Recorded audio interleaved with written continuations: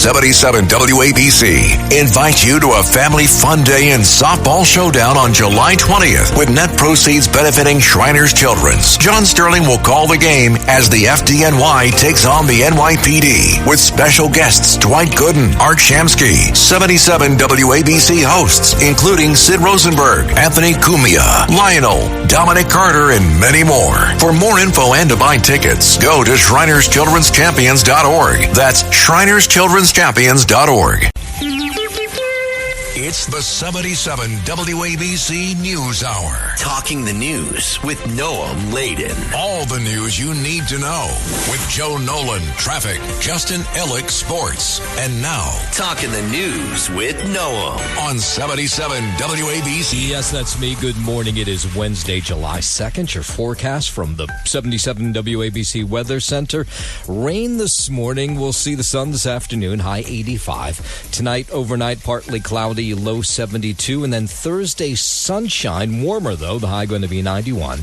If you're walking out the door with us right now, 72 cloudy in Dobbs Ferry up in Westchester County, 71 raining in Freehold over in New Jersey, and it's 73, and we'll call it misty right outside our Midtown studios. The top 5 at 5. The Diddy jury debates one last charge against the rapper. A scam involving Upper East Side seniors uncovered. President Trump seems to have a favorite in the race for mayor. Another MTA worker is attacked in a subway station. And a dive team unravels a decade-old missing persons case out on Long Island. All right, let's get into it at 5:01. The jury will pick up deliberations this morning in the Sean Diddy Combs sex crimes trial in Lower Manhattan. The jury told the judge they've reached a verdict on 4 of the 5 charges. They say they cannot reach a verdict on the racketeering charge. The judge telling them, no, you need to go back and try to decide that remaining charge today. This is after the jury told them there was no way they could decide that final charge, that the people, whoever was getting in the way of it, was not going to change their mind. Everybody, of course, trying to figure out what this means, that the jury came back so quickly. Of course, there's one thought that maybe he's guilty, and they were able to figure that out right away.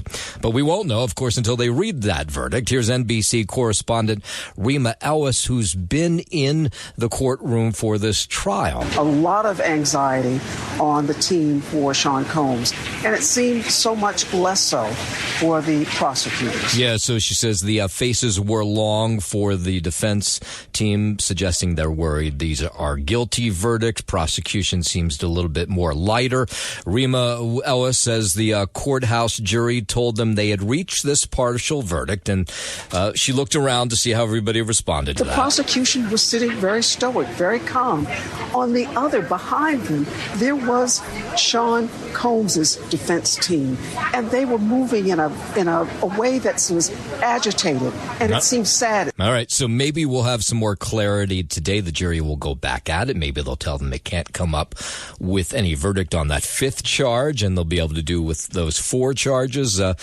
And with all these high-profile cases, there's always some cog in the wheel, and that's what this is here. And, of course, we'll continue to follow this story, and as soon as that verdict comes back, could be today, we'll have it for you right here, 77 WABC. 5:03.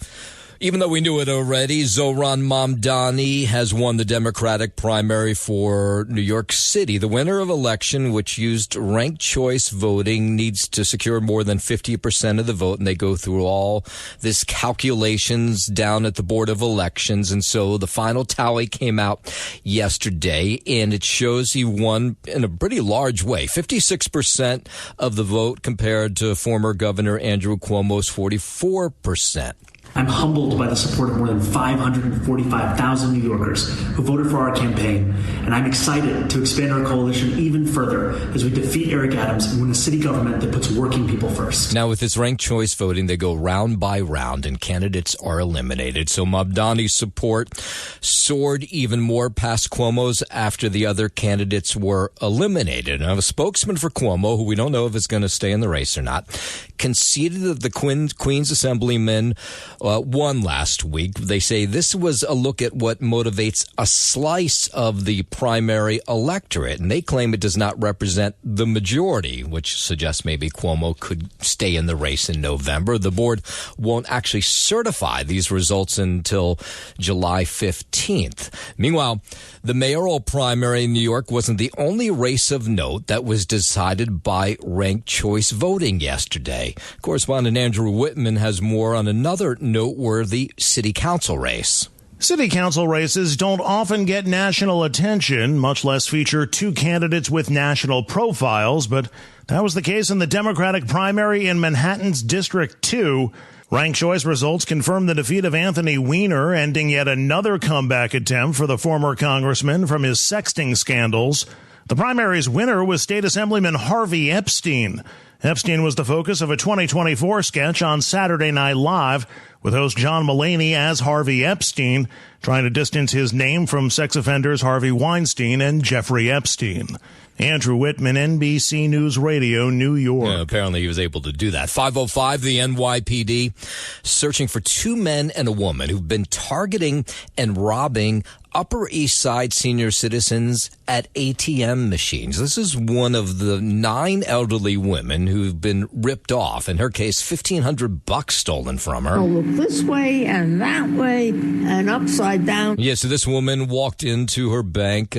One tried to enter her bank card's PIN, and when it failed, a friendly stranger offered help. That man was the scammer who swapped Zorn's banking card for his, and then he took $1,500 from her bank account. A man comes up to me and says, "This machine no working. We'll go to another machine." Oh, I said, okay. Yeah, police have released photos of the 3 wanted. It's 2 men, 1 woman. They apparently are responsible for stealing about $75,000 over the past 2 months from 9 senior citizens on the Upper East Side. 5:06, that Disney Dream cruise ship where a kid fell overboard docked at a dock in Florida after a dramatic rescue at sea. This passenger watched as crew members rescued that 5-year-old who fell overboard and her father who jumped into the ocean to save her. You could see all the staff running to the port side. They got their life jackets and rings, and everybody was looking in the water. One passenger relaying the story says she was watching the ordeal crying like a baby because she said she wasn't sure this child was going to survive. In a statement, Disney commented that the ship's crew members did what exactly they're trained to do. Prompt action. They were able to circle around, get a boat out to the father and his 5-year-old. More than 30 million people go on cruises every year. During a 10-year period, 212 people went overboard from cruise ships worldwide. Just 48 were rescued. By law, cruise ships must have rails that are 42 inches or higher. That's correspondent George Solis. The cruise ship making a U-turn, according to stunned passengers who watched from aboard. It was horrific. Applause and cheers erupting when crew members hoisted the pair to safety and brought them back to the ship. Yeah, we like the ending of that story. WABC News Time 5:09. Let's go overseas. President Trump says Israel has agreed to a 60-day ceasefire in Gaza. He posted on Truth Social, Israel has agreed to the necessary conditions to finalize the deal. Trump added he hopes it brings peace to the region. He also warned Hamas to take the offer, saying it will not get better, it will only get worse. There's no word yet on Hamas' response to the proposed deal.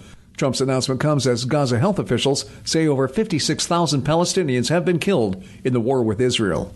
I'm Mark Mayfield. The Defense Department pausing a weapons shipment now to Ukraine. Officials say Defense Secretary Pete Hegseth ordered the halt due to concerns about shrinking U.S. military stockpiles. The move comes weeks after Hegseth ordered a review of the U.S. munitions inventory. Government sources say the U.S. stockpile has been depleted after years of sending weapons to Ukraine in its war against Russia.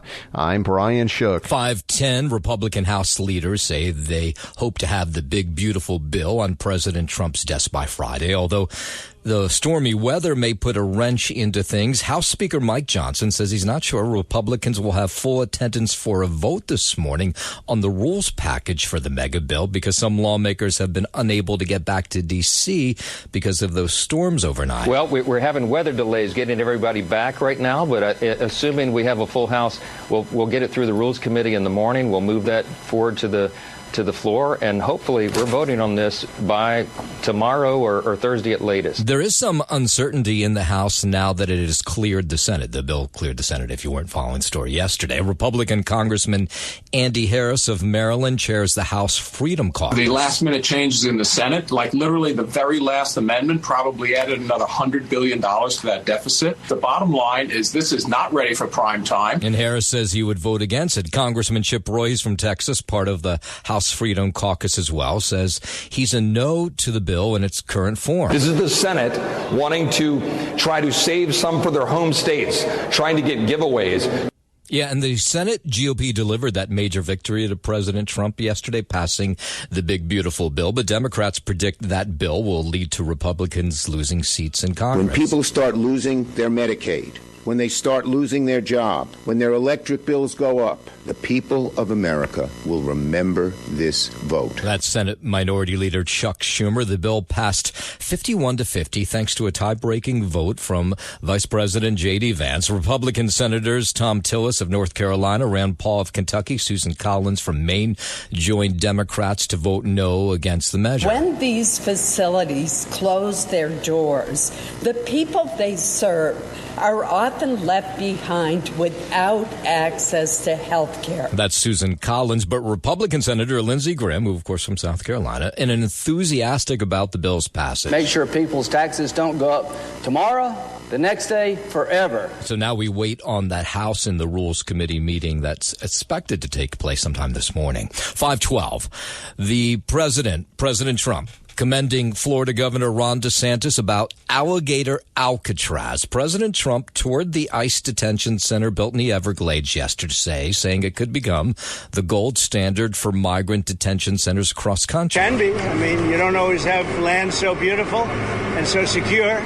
We have a lot of bodyguards and a lot of cops that are in the form of alligators. You don't have to pay them so much. Yeah, Trump commending DeSantis for how quickly he was able to get this airstrip and detention center up and running. Got it done in how many days, Ron? 8 days, a new facility was up and running. Yeah, it's pretty quick. The job they've done is fantastic, and this is what you need. And Ron worked beautifully with Christie and all of the people at Homeland Security. Of course, the intriguing and interesting part of this security detention center in the Everglades is it's surrounded by swampland that's full of alligators and pythons. So if you're able to escape, then you have to escape those alligators and pythons too. 5:13.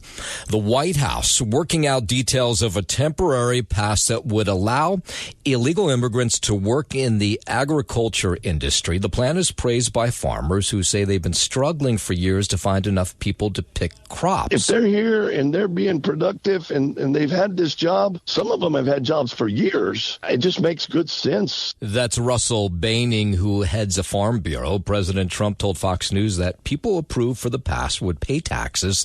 The farmers would be in charge of making sure they're qualified. Back in April, the president floated a similar plan to improve the visa process for those working on farms and in hotels. Of course, that's a big part of the work crew for farms and hotels across the country. It's something that we've kind of been dealing with for years, and we hope that with this administration, we're headed in the right direction. All of agriculture will tell you that it's been getting more and more difficult to find workers. Yeah, so maybe this pass will help them. 5:14, President Trump says Doge is a monster that may have to go back and eat Elon Musk. The president was asked about possibly deporting Musk. Of course, the two in this feud over the big, beautiful bill that seems to have erupted again. I don't know. I think we'll have to take a look. The president says Musk is upset that the electric vehicle mandate is being terminated and added that not everybody wants an EV, including himself. In a post on Truth Social, the president threatened to take away government subsidies from Musk, which led to the Tesla CEO saying, cut it out. It comes after Musk shared criticism about Trump's big, beautiful bill, calling for a new political party. He says he would start a third party if this bill goes through. The president threatened to turn Doge on Elon Musk now. You might have to put Doge on Elon. You know what Doge is? Doge is the monster that might have to go back and eat Elon. Wouldn't that be terrible? Elon's very upset that the EV mandate is going to be terminated. And you know what? When you look at it, not everybody wants an electric car. I don't want an electric car. I want to have maybe gasoline, maybe electric, maybe a hybrid. Yeah, that feud between the two continues. In a moment, we will hear from the Dalai Lama, who's now confirming he may actually have a successor. But first, 5:15, let's head over to the 77 WABC Sports Desk. Happy Hump Day. Good morning, Justin Ellick. Happy Hump Day to you, Gnome Laden. Don't get it twisted, dude. It is Friday Eve, okay? Oh, for us it is because we're off Friday. That's correct. Yeah, there you go. And now you got it right. But then you confuse people because they think it's Thursday or, it's not. Nobody's confused. That's true. Most people are off Friday. Yeah, most people are already into the weekend, to be honest with you. That is true. Well, I got home in like 12 minutes yesterday. Sure. There was nobody on the road. I mean, nobody's doing anything. Come on now. Everybody's just looking ahead to the long weekend here. We will start on the diamond in Toronto. The Yankees lost 12-5 at the second game of a 4-game series against the Blue Jays after George Springer had a career-high 7 RBI, including his 9th grand slam, to lead Toronto, who leapfrogged Tampa Bay in the division and now sit just a game back of the Yanks for first place in the AL East. After the Yankees tied the score at 4 in the 7th, Toronto broke open the game in the bottom half against a reeling Yankees bullpen. New York went 2 for 17 with runners in scoring position, dropping to 3 for 24 in the series, while the Blue Jays were 5 for 7. After going 13 and 14 in June, the Yankees fell to 10 and 14 against AL East rivals this season. Aaron Judge had 2 singles and 3 walks, including his 21st intentional free pass this year, and Jason Dominguez drove in 3 runs. Mark Leiter Jr. registered the loss for New York out of the pen. Yankees outfielder Trent Grisham, who hurt his hamstring on Monday, didn't play but took part in a pre-game work. Up next for New York, Game 3 of this 4-game set with the Blue Jays tonight. Will Warren will get the start for a 7:07 p.m. first pitch from Toronto. And as for the Mets, their series opener in Queens against the Milwaukee Brewers was postponed because of rain, rescheduled for a day-night doubleheader today. Clay Holmes will start Game 1, set for a 1:10 p.m. first pitch this afternoon before Game 2 of that doubleheader gets underway tonight at 7:10 p.m. from Citi Field.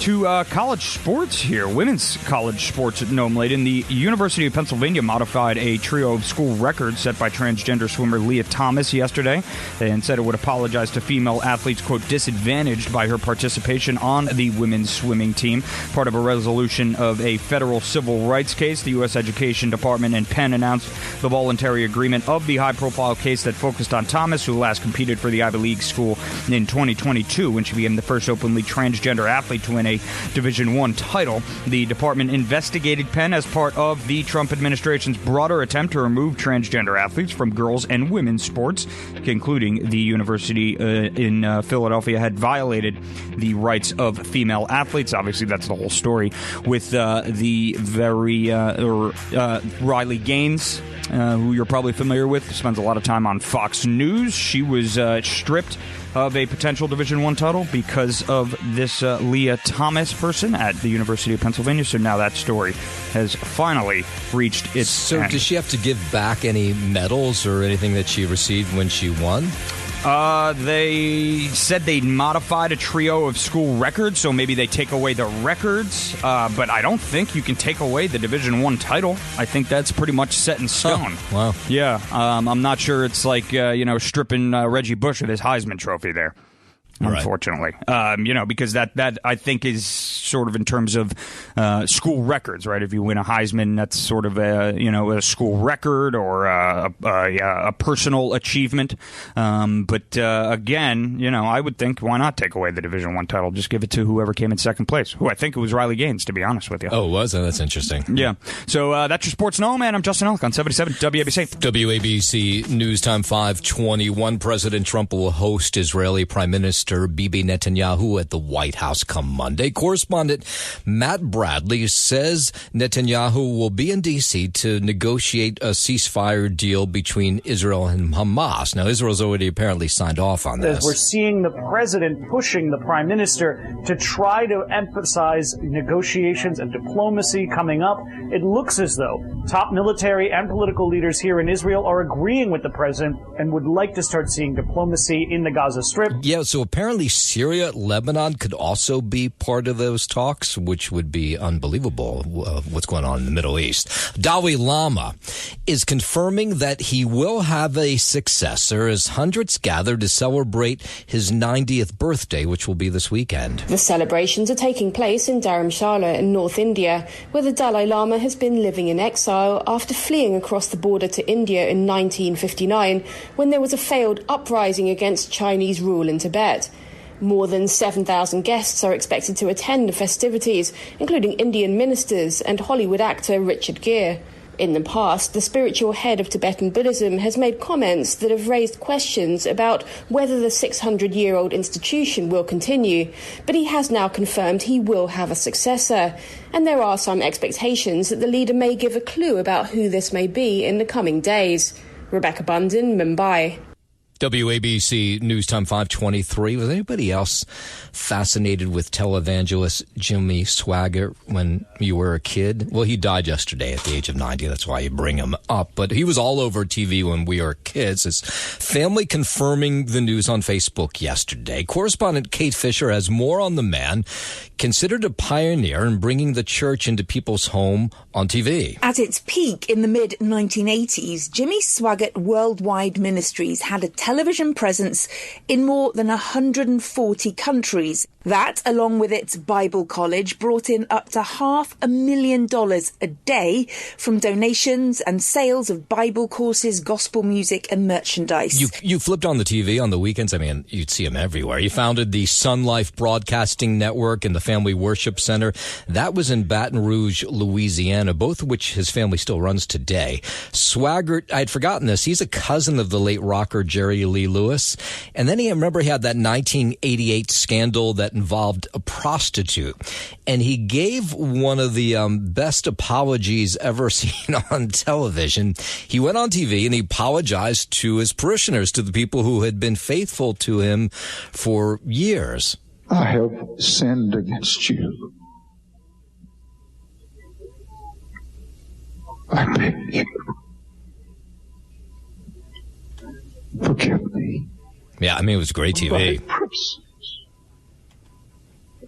And take not thy Holy Spirit from me. Now, at the time, he never thought he would have survived that, but he did, and continued to preach on TV for decades after that. 525, the Los Angeles Dodgers facing claims of discrimination now from a group that's aligned with the White House. A civil rights complaint has been filed with the Equal Employment Opportunity Commission on behalf of America First Legal, a group founded by White House Deputy Chief of Staff Stephen Miller. The complaint seeks an investigation into the Dodgers' diversity, equity, and inclusion policies. America First Legal claims the Dodgers unlawfully discriminate based on race, color, sex, and national origin. The complaint comes almost 2 weeks after an incident where the Dodgers denied federal immigration authorities access to the team's stadium. I'm Mark Mayfield. Going back to the Swaggart story, I just reminded in my head of the story of being a kid. Do you remember Crefo Dollar? He's another televangelist. I think he's still around.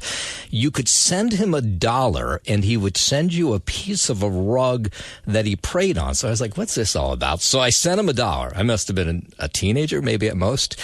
And sure enough, maybe a week later in the mail, I got a piece of a rug that he had prayed on. It was like the size of like a nickel. So I think he won in that deal. You can now rent a mansion that was once owned by Michael Jordan. The Chicago area estate is now listed on Airbnb. The residence can accommodate up to 12 guests with 7 bedrooms and 17 and a half bathrooms. The mansion features a movie theater, cigar lounge, salon, and of course a regulation-sized basketball court. As expected, it's not cheap. A week-long rental is being listed for about $121,000. I'm Chris Carraggio. 526, New York's free community college program for qualified SUNY and CUNY students. It was launched yesterday. Under the program, New York State will cover tuition, books, and supplies for community college students ages 25 to 55 seeking degrees in high-demand occupations. And that includes nursing, technology, and artificial intelligence. Part of the state budget and part of Governor Kathy Hochul's goal of making higher education more affordable while strengthening the workforce in high-demand areas. James Flippin for 77 WABC News. It's the 77 WABC News Hour. Talking the news with Noah Layden. All the news you need to know with Joe Nolan, traffic, Justin Ellick, sports. And now, Talking the news with Noah on 77 WABC. Yes, that's me. Good morning. It is Wednesday, July 2nd. Your forecast from the 77 WABC Weather Center. Rain this morning, sunshine this afternoon, high 85. Tonight, overnight, partly cloudy, low 72. And then Thursday, sunshine, warmer, high 91. If you're walking out the door with us right now, 72 and cloudy in Dobbs Ferry up in Westchester County, 71 and raining in Freehold over in New Jersey, and it's 73 and they're calling it misty right outside our Midtown studios. We'll start this half hour right here in Manhattan. Assemblyman Zohran Mamdani officially won the primary, Democratic primary for mayor. I mean, Cuomo had already conceded the race to him last Tuesday, but these ranked choice voting numbers came in. The results released by the Board of Elections yesterday revealed that Mamdani beat Cuomo 56 to 44% in the third round of ranked choice voting. Last Tuesday, Democrats spoke in a clear voice, delivering a mandate for an affordable city, a politics of the future, and a leader who can stand up to rising authoritarianism. Mamdani received 545,000 votes to Cuomo's 428,000 votes. 1 million votes were cast in the Democratic primary. That was the most votes in a mayoral primary. You have to go all the way back to 1989. So clearly there is some excitement on the left about Mamdani. Now, everybody's weighing in, including the president. President Trump calls Mamdani a communist, says he'll arrest him if he interferes with ICE operations here in New York City, which Mamdani has promised to do. Here was the president talking about the Democratic Socialists yesterday. Well, then we'll have to arrest him. Look, we don't need a communist in this country, but if we have one, I'm going to be watching over him very carefully on behalf of the nation. Now, Mayor Adams says Mamdani has no right to get in the way of ICE agents here. Anyone that is an elected or not should never interfere with federal authorities carrying out their function. The president also repeated yesterday a speculation that Mamdani is in the country illegally, but he is an American citizen. President Trump also said Mamdani has an advantage as a Democrat in New York City, but he says there's a good independent running. That's a reference to Mayor Adams. Now, Mayor Adams wouldn't comment on those comments, but here were the two of them yesterday. The president at a press conference in Florida, followed by the mayor at a press conference here in the city. Experience over experiment. Right now, we should not be doing an experiment. But you would think that a Republican would be able to win, or you have a good independent running, Mayor Adams, who's a very good person. I helped him out a little bit. He had a problem. Yeah, he did help him out just a little bit. So, of course, Curtis is in the race as well, and I'm sure he would take an endorsement from the president as well. Now, it wasn't an official endorsement, but it sounds like he is a Adams is his guy in the race for mayor. WABC News Time 540. Police really want to find these three scammers who have stolen thousands of dollars from elderly victims at banks on the Upper East Side as these women go to use the ATM. NYPD says that on 9 occasions, this wanted crew used distraction tactics to swindle victims out of about $75,000 before fleeing. This has happened in the last 6 to 8 weeks. One of the victims is a 93-year-old woman. Her name is Penny Zorn. She says last Thursday she went to deposit several checks at her bank on East 86th Street, and she says the machine, the ATM, wasn't working. So she said a man suddenly appeared, advised her to try another machine, and that's when he somehow swapped her card for his card, and that's how he was able to get money out of her account. And she says, I never fall for anything, and I'm sorry that I fell for this. I am very embarrassed about what happened to me. I always thought I was very aware. I always thought I was alert and not stupid, and that I knew where I was and that nobody was near me. Yeah, but these guys are good. She shouldn't blame herself. These scammers are really good. The scammers stole $1,500 from Zorn. Police have released photos of 3 people, but it seems that there may be others involved because in the case of Penny, she doesn't recognize any of these 3 as the people who ripped her off. Just be more alert because there are crooks out there who are out to get you. Yeah, I mean, it doesn't get any much lower than ripping off from senior citizens. 542, talk about something that's really low, beating up or attacking an MTA worker. Too many of these over the last couple years. And here's another one, an MTA station agent. The victim of a brutal attack by subway riders over the weekend in Brooklyn. Police just releasing pictures of these 2 women who attacked Marsha Lee Reed. This woman is working in this station out in Brooklyn, helping people figure out which subway to get on, how to navigate the subways. And the 2 women who attacked her, they were with a young child. And when they got into the station, they looked at her and they said, "Can you let us through for free?" And she's like, "No, the subway's not free." And when she said no, they tried to just beat her up. Well, they did beat her up. They jumped me. The girl was punching me in my face with the keys that she had, and she also had a pocket knife. Yeah, when did it become in fashion to beat up an MTA worker? I mean, really, you got something wrong with you. And then you have a kid with you? Looked like a 3-year-old kid who's watching this whole thing. Cops releasing surveillance photos of 2 women wanted in connection with the attack. The good thing is they're clear pictures, so somebody will turn them in. The head of the union that represents these MTA workers holding a press conference yesterday saying enough is enough already. How would you feel if at any given time, if you were driving a bus or working in a fair area, and somebody could just come up and punch you in the face or slash your face? It's just not right. The NYPD says the attack happened 1:30 in the afternoon. This is 1:30 in the afternoon at the New Lots and Livonia Avenue station in East New York. The 51-year-old transit worker, she was taken to a nearby hospital in stable condition. But what makes this attack even worse, I mean, just being attacked is not enough. She had just recovered from brain surgery. So now, of course, she worries this attack could negatively impact her recovery. Let's hope that's not the case. Here's more from the union reps yesterday. There was no cameras in the Fairway area in a crime-driven area. Although the crime may be down in the precinct of 75th, it is up in the transit system. I call on the mayor again to surge the police into these areas. Now, according to data from the MTA, more than 10 attacks have occurred on transit workers from January to March of this year. That doesn't include an MTA subway worker who was randomly slashed in the face in the Bronx back on June 10th, or 2 MTA workers who were punched by attackers less than 2 hours apart in separate incidents in Queens and Brooklyn 2 days prior on June 8th. All those attacks happening to MTA workers who are just doing their job. They haven't done anything wrong. One of these guys just slashed in the face. Someone walked by him, took a knife, slashed him in the face. Outrageous.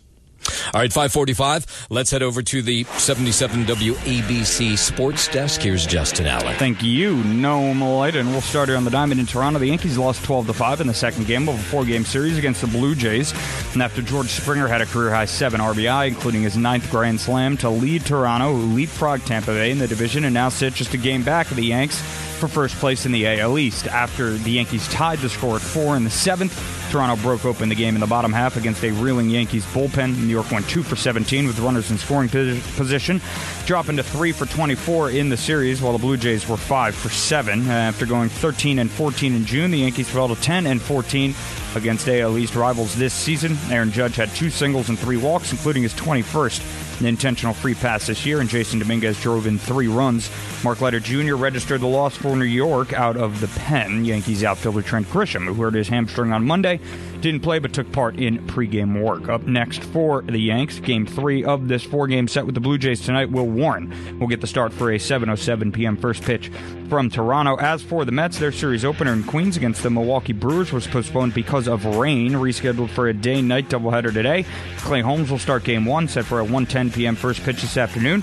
before Game 2 of that doubleheader gets underway tonight at 7:10 p.m. from Citi Field. To women's college sports here, the University of Pennsylvania modified a trio of school records set by transgender swimmer Leah Thomas yesterday and said it would apologize to female athletes, quote, disadvantaged by her participation on the women's swimming team, part of a resolution of a federal civil rights case. The U.S. Education Department in Penn announced the voluntary agreement of the high-profile case that focused on Thomas, who last competed for the Ivy League school in 2022 when she became the first openly transgender athlete to win an NCAA Division I title. That is your Sports Gnome, and I'm Justin Ellick on 77 WABC. WABC News Time 5:49. New York City apparently shattering records with the lowest number of shooting victims ever. NYPD Commissioner Jessica Tisch says in the first 6 months of the year, police department crime stats show 397 people were shot in New York City. That's down 24% from the same period last year. The fewest number of shooting victims ever recorded in the first half of any year in New York City. The Big Apple's top cop also says that's no accident, but rather the result of strategic deployment, precision takedowns, and getting guns off the streets.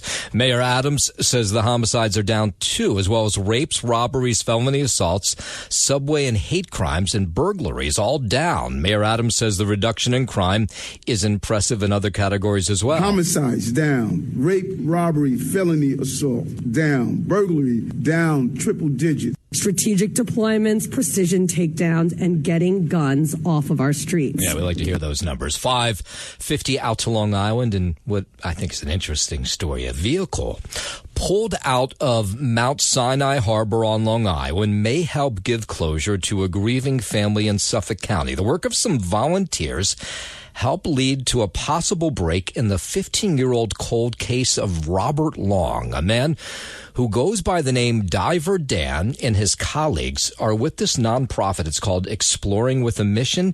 And what they do is they go diving and searching in crimes, cold cases, to see if they can help solve them. And so in this case, they came to Suffolk County to explore the case of that 62-year-old who left home in his PT Cruiser back in 2010 and never returned.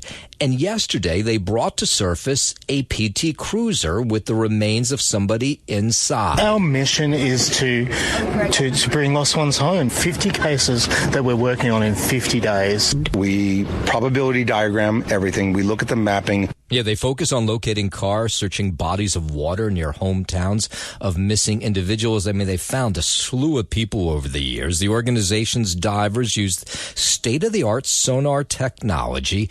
They were also able to determine that this barnacle-covered vehicle they found was a PT Cruiser right away. So they pulled it out of Mount Sinai Harbor. Again, those human remains found submerged in the vehicle. The thought is it is of this missing 62-year-old. Police talking about this case yesterday. We found some human remains in the vehicle, yes. Okay, we believe this is a missing person case. We don't believe this is a criminal case. Yes, you can imagine emotions spilling over for his family, who had, never given up looking for him. Residents in the neighborhood coming to offer their support and hope. And these divers say this is the kind of thing that makes them feel good, helping families solve these mysteries, even though it does not end well. At least they have an ending to the story. There's closure for the family. And it was an outside group that found it, too, which is amazing. It's always mixed emotions, We're giving this family answers, but it's also the worst possible news. Yeah, right. Well, so this group, what's it called? Exploring with a Mission. It's a nonprofit. They'll now move on to 5 more Long Islanders who have been missing for decades and try to solve their cases as well. But the first one they did when they got here, it seems anyway, they haven't positively identified Robert Long, yes, but it seems as though it is him. 5:52. The online auction of a Jeep once owned by suspected Gilgo Beach serial killer has been suspended, but may resume soon. This is a controversial thing.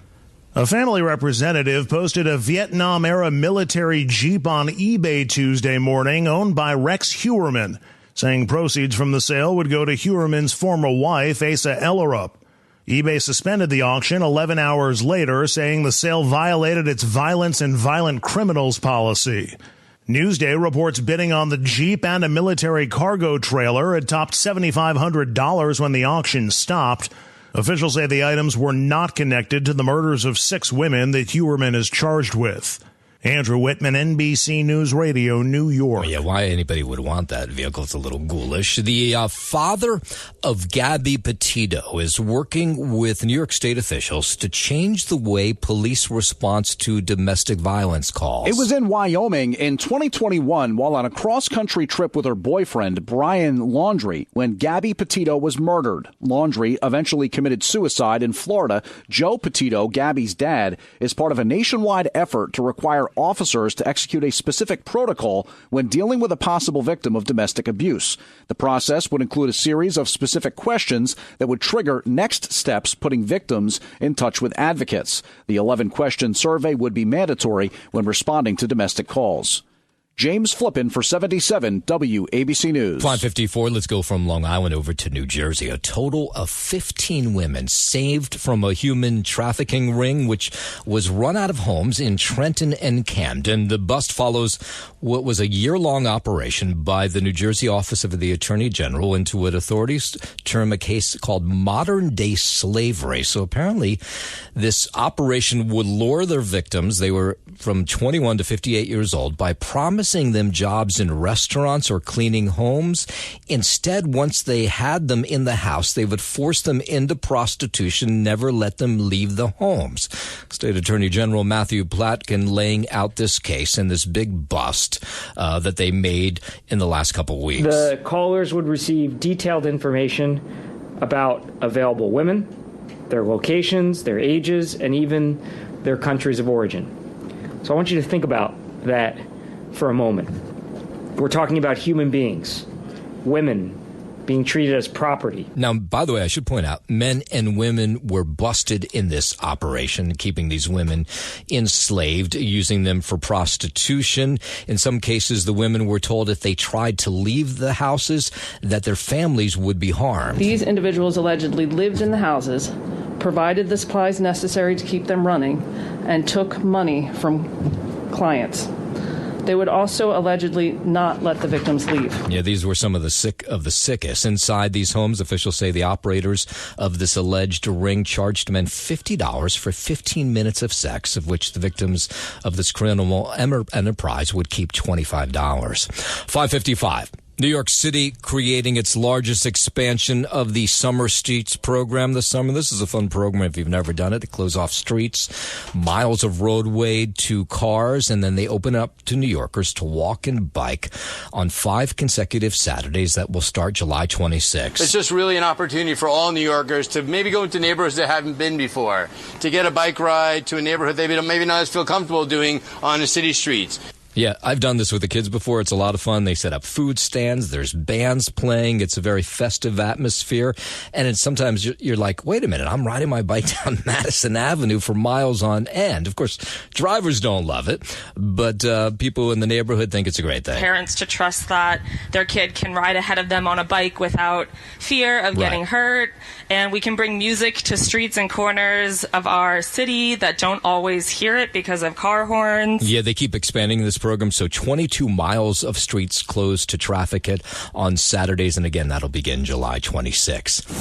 Thanks for listening to the News Hour with Noam Laden. You can hear the News Hour with Noam Laden weekday mornings at 5 on 77 WABC. If you like the podcast, share it with your friends and listen anytime at WABCRadio.com and download the WABC Radio app. Hit that subscribe button on all major podcast platforms. Plus, follow WABC on social, on Instagram, TikTok, Facebook, and X. See you next time for a new episode, so you never have to wonder. What the heck is going on here?